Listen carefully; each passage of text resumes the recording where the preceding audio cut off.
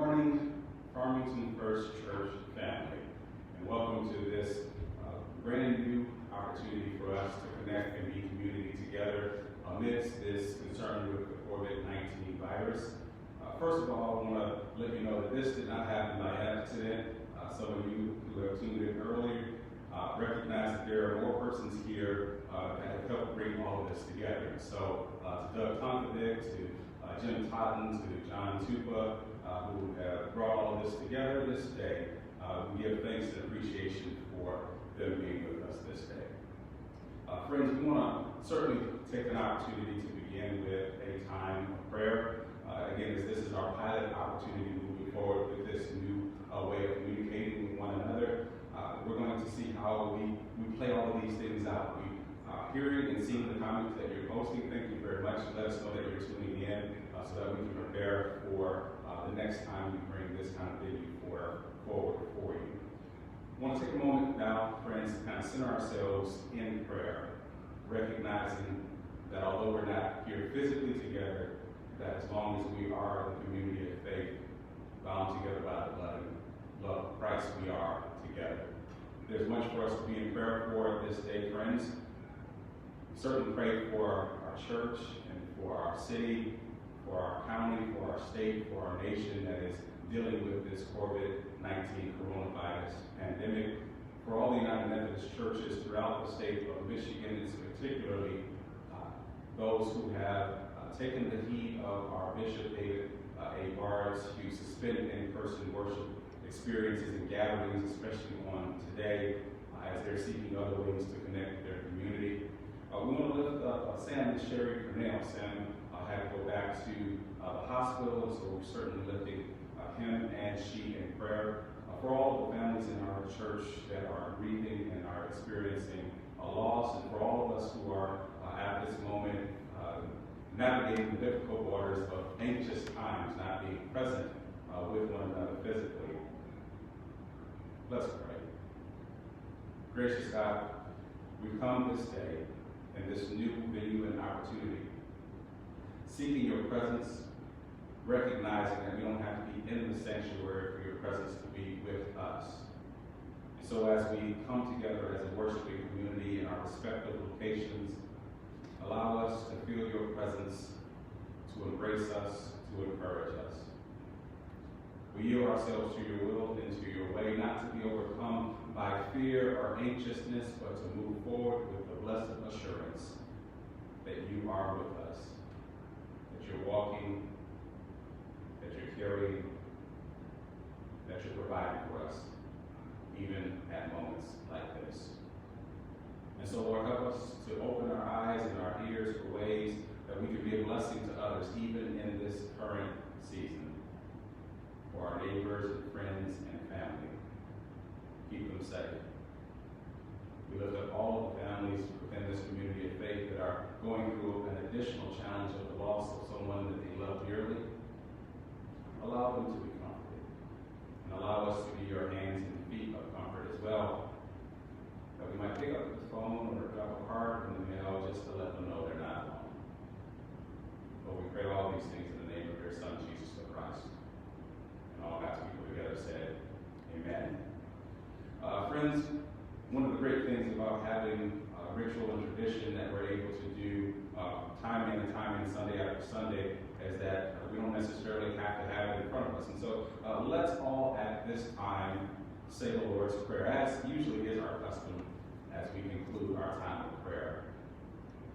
Let's, together with one voice in multiple places, pray the prayer, the model prayer that Christ offers to us. Our Father, who art in heaven, hallowed be thy name. Thy kingdom come, thy will be done, on earth as it is in heaven. Give us this day our daily bread, and forgive us our sins, as we forgive those who sin against us. And lead us not into temptation, but deliver us from evil. For thine is the kingdom, the power, and the glory forever. Amen. Amen. Now, folks, I'm not going to subject you to my singing voice, so we're going to move now into our scripture for the morning for the message for this day. Our scripture lesson comes to us from the Gospel according to Luke, the 22nd, or the 12th chapter, verses 22 through 31. Luke, the 12th chapter, verses 22 through 31. Hear these words from our Lord and Savior. He said to his disciples, "Therefore I tell you, do not worry about your life, what you will eat, or about your body, what you will wear. For life is more than food, and the body more than clothing. Consider the ravens. They neither sow nor reap. They have neither storehouse nor barn, and yet God feeds them. Of how much more value are you than the birds? And can any of you, by worrying, add a single hour to your span of life? If then you are unable to do such a small thing as that, why do you worry about the rest? Consider the lilies, how they grow. They neither toil nor spin, yet I tell you, even Solomon in all his glory was not clothed like one of these. But if God so clothed the grass of the field, which is alive today and tomorrow is thrown into the oven, how much more will he clothe you, you of little faith? And do not keep striving for what you are to eat and what you are to drink, and do not keep worrying. For it is the nations of the world that strive after all these things, and your God knows that you need them. Instead, strive for God's kingdom, and these things will be given to you as well." The word of God for the people of God. Thanks be to God. For the next few moments, friends, simply want to offer us a word of encouragement during these difficult times around the following thing. Be cautious, but do not worry. Be cautious, but do not worry. Let's pray. Amazing God, we search for your peace that goes beyond our understanding, that you might quiet heart and mind during this time of evil in our nation. The days are uncertain.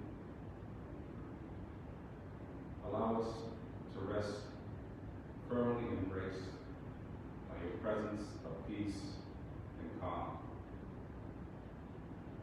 that we might find in this time renewed strength and faith to share your grace and love with others, to be comforted by family and friends that gather close to us, to be mindful of those who might feel isolated and alone. Speak to our hearts this day. I now decrease and ask that you would increase. So every word that is uttered, every revelation that is given, will give glory to you. This we pray in your Holy Son's name. Amen. Indeed, friends, we find ourselves living through extraordinary circumstances that many of us have never experienced before. We've all had moments when we were gripped with fears or doubts and uncertainty, and the enormity of our obstacles seemed so high and so big that we couldn't fathom how we were going to get through yet another moment, let alone another day. Yet nothing we've gone through can compare to what we're going through now. They didn't teach us in seminary how to shepherd a congregation through a pandemic. That wasn't one of the courses that I took. We're all relying on doing the best we can to comfort and encourage one another during these difficult days. And so what does our Christ offers to us? In the midst of this challenge, how do we find hope to quiet our mind from the deluge of worries that seem rampant? Friends, Christ offers us this day this message of hope amid the swirl of uncertainty, offering us this powerfully profound yet vexing word of affirmation. Don't worry. It may seem ironic, bordering on comedically tragic, to offer such a simple mantra, especially given the complexity of the challenges that we currently face. How are we supposed to be worry-free, Christ, when some of the news outlets say we're facing an epidemic and pandemic of biblical proportion? Yet Christ offers us the same assurance he offers the disciples as they were racked and ravaged by the seas, tossing their boat hither and yon. He reminds them that if I'm in the boat with you, you can be at ease. In our text, we find Jesus offering his faithful followers encouragement for uncertain and challenging times. Christ seeks to offer them a lesson on proper priorities so that they will not let the weight of worry consume them.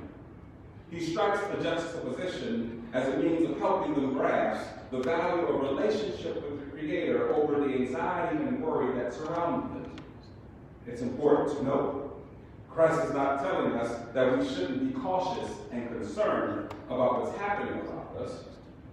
On the contrary, he's saying for us, indeed, be aware, be cautious, be concerned, do what you need to do to be healthy and to protect those you love, but do not allow that cautiousness, that sense of concern, to develop into an all-consuming fear and worry. Hear these words again. He said to his disciples, therefore I tell you, do not worry about your life, what you will eat, or about your body, what you will wear, for life is more than food, and the body more than clothing. Consider the ravens, they neither sow nor reap, they have neither storehouse nor barn, and yet God feeds them. How much more value are you than the birds? What allows our concerns to evolve into worries is the continued contemplation on the endless, unanswerable what-if questions. To focus on the very what-ifs, the tragic possibilities or heartbreaking probabilities prevents us from hearing the comforting voice of God, which offers us an unfathomable peace amid our concerns and caution. Take a couple deep breaths with me, friends. Breathe in, breathe out. Breathe in, breathe out. Quiet your heart, your mind, that you might feel the embrace and hear the voice of God, even at this moment.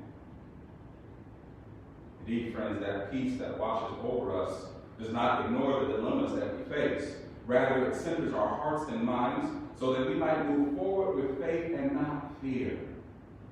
The peace God offers us shifts our thinking from how am I supposed to teach these kids for 3 weeks toward thankfulness for the opportunity to witness our children grow and learn, and an appreciation for those who do it every single day.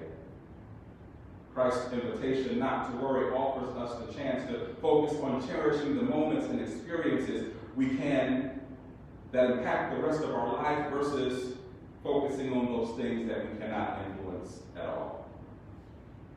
Hear these verses as Jesus makes the point clear and profound in an elegant way.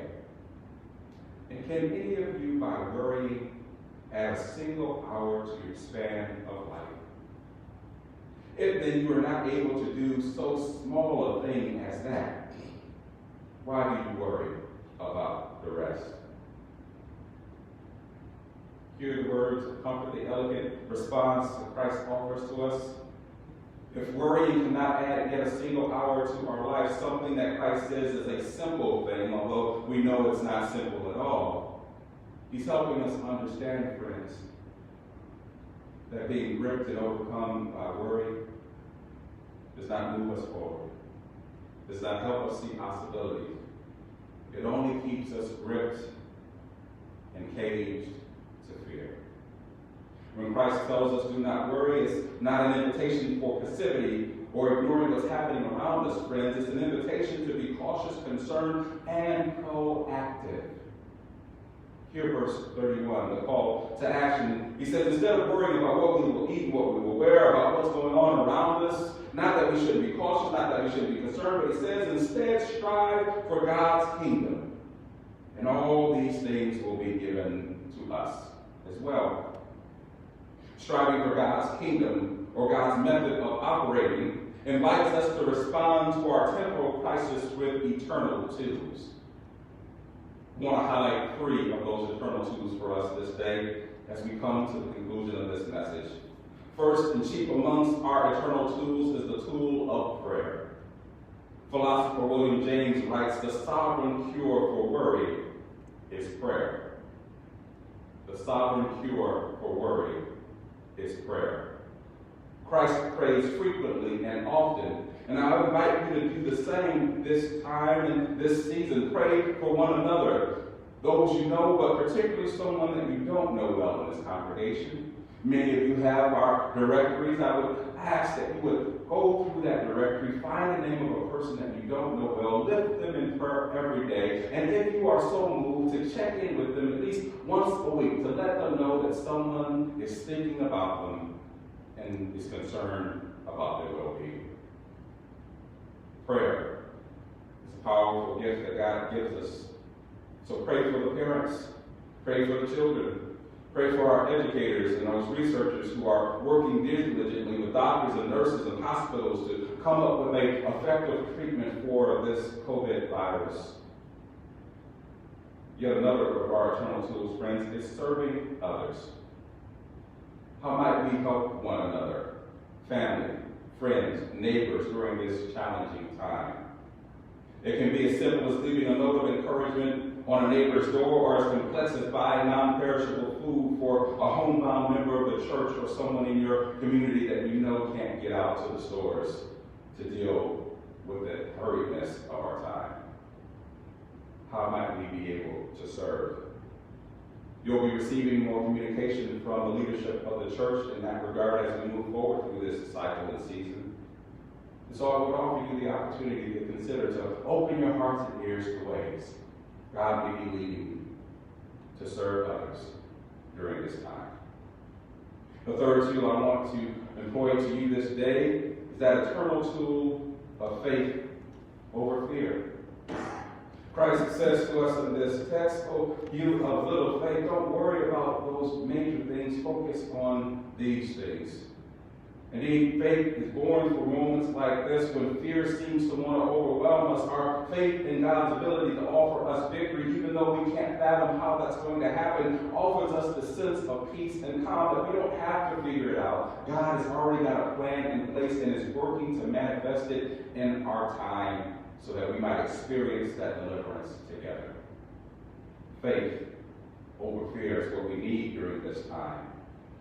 To grasp hold of hope in our present obstacles, recognizing that God is with us.